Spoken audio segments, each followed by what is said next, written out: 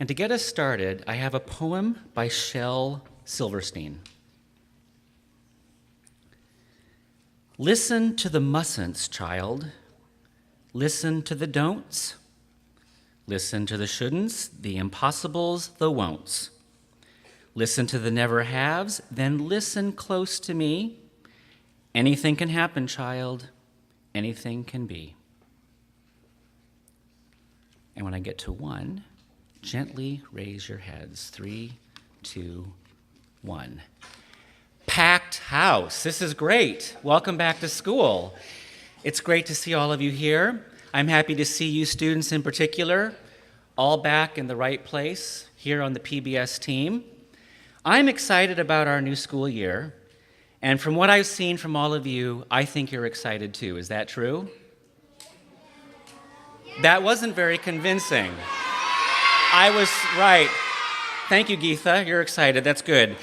I was certain you would be very excited about the new year. And all summer, my friends, I have been thinking and thinking and thinking, what am I going to say to everybody when we get back to school? And so I decided to focus on 3 topics in these first 3 gathers.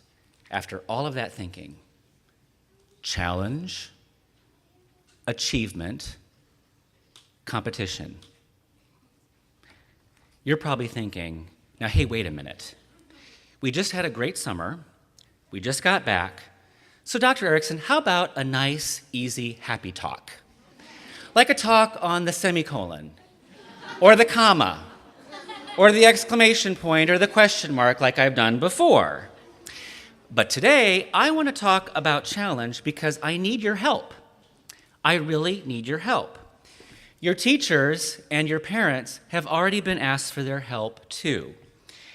I'd like us as a school to expand our understanding about what it means to be challenged in school, how we can be open to those challenges, and how we can learn from the challenges that are around us in school every single day. So as a starting point, listen up. I have a definition of challenge to get us started. Here it is. There are twists and turns. You will be driven off course. It's not a straight line. And your job is to embrace challenge, learn to navigate that course, and never give up. Never give up. But first, let's do some thinking about the problems with challenge. There are problems. Problem number 1, we take previous challenges for granted. Walking, for example. For those of us who are able to walk, and that's not everyone, we take walking for granted. But if you watch your younger sister learning to walk, it's a challenge. She falls down. She loses her balance. There are many twists and turns to that walking process. It was a challenge for you too, but now you take walking for granted. How about talking? You know how to talk. You are very talkative. Believe me, you know how to talk. But if you watch a younger brother learning to talk, it's a challenge. It's hard work. He makes mistakes. He's driven off course. And it was a challenge for you too when you were learning to talk. I know that for a fact. But now we take talking for granted, don't we? Problem number 2. Not only do we take things for granted, we can forget about previous challenges. For example, I can milk a cow by hand. Can you? But get this. You can't. Get this. I can milk a cow by hand and squirt the milk into a cat's mouth 10 feet away. Seriously. I can do it. Thank you, colleagues. Thank you. Thank you. And I want you to know something. When I learned how to milk a cow, it was a challenge, but I've forgotten about it. I've forgotten about that challenge. Here's another challenge I've forgotten about. I learned Swedish when I was living in Sweden. It was a huge challenge deciphering all those words, trying to get the sounds right, learning the vocabulary. There were many twists and turns. Some of my legendary big-time mistakes produced legendary big-time laughter from all of my friends. It was a challenge to learn Swedish, but I don't live in Sweden. I've forgotten about it. So problem number one, we take it for granted. Problem number two, we forget about some challenges. Problem number three, we sometimes with challenges are tempted to give up. Too often, people think that challenge is negative, that it's a bad thing. They think that challenge is being stumped, and then you throw up your hands in frustration. Or you decide that the challenge is unattainable. You can't do it, so you stop. Last spring, one of you said to me, "Dr. Erickson, I'm an L.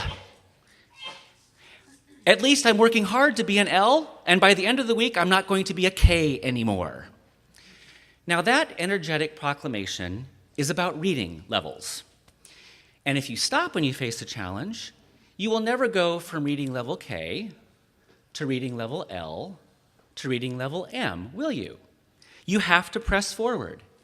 You can never give up. So back to our definition. There are twists and turns.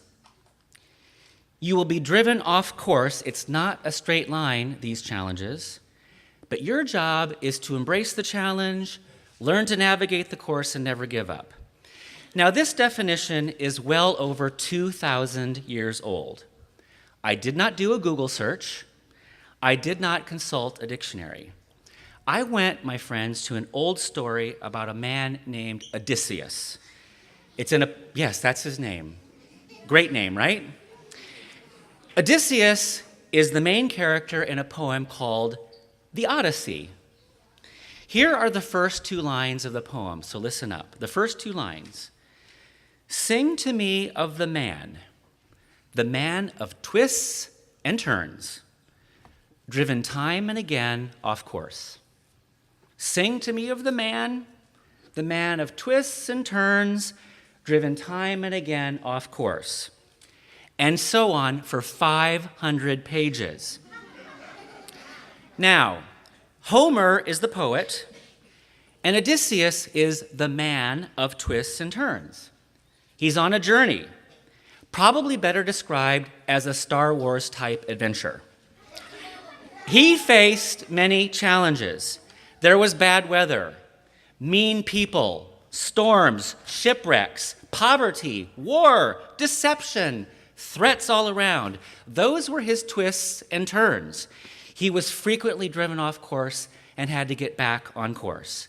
Yet Odysseus did not give up, and he returns home a hero. He gets a hero's welcome when he comes home.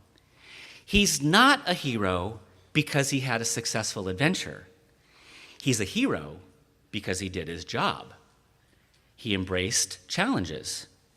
He learned to navigate the challenging course and get back on course. He was a problem solver. He found solutions. He collaborated with others to tackle the challenges. Like Odysseus, I experience twists and turns too. Sometimes that happens when I go to the gym to exercise. I decided to throw a new twist into my life by doing something called step class. It requires concentration, it requires coordination, and it requires big-time stamina. There are many challenging moves. At the end of the workout, I feel like I've been twisted and turned at least a dozen times. I've been tempted to give up and revert back to that very unchallenging exercise that I did before. But I choose challenge. I choose challenge. And my job is to embrace the challenge, learn to navigate the difficult, challenging course, and never give up. And boys and girls, students, that's your job too. Like Odysseus, sometimes you will not choose the challenges on your PBS learning adventure. There might be a complex math problem, a difficult reading exercise, a science experiment that's not going your way.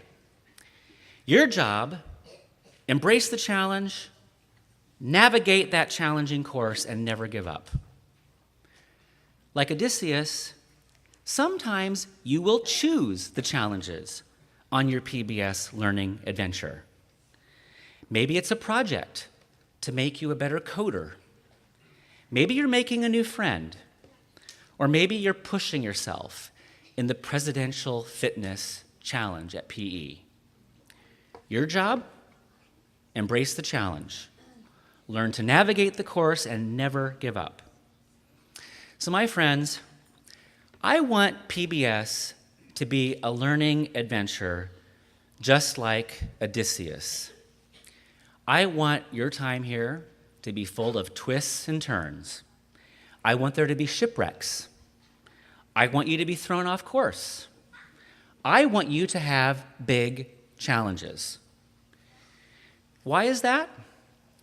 Because there is nothing, absolutely nothing to be gained from an easy straight line. You will be much better with the twists and turns. So here's your job. Embrace the challenges, whether you choose them or not. Learn to navigate the course through those challenges, and never give up. Thank you.